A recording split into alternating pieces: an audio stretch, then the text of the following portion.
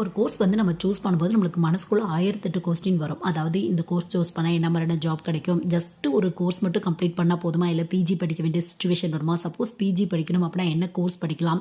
Suppose PG படிக்கணும் அப்படின்னா top level காலேஜ்ல படிக்கிறதுக்கு என்ன மாதிரியான என்ட்ரன்ஸ் எக்ஸாம் வந்து கண்டக்ட் பண்றாங்க?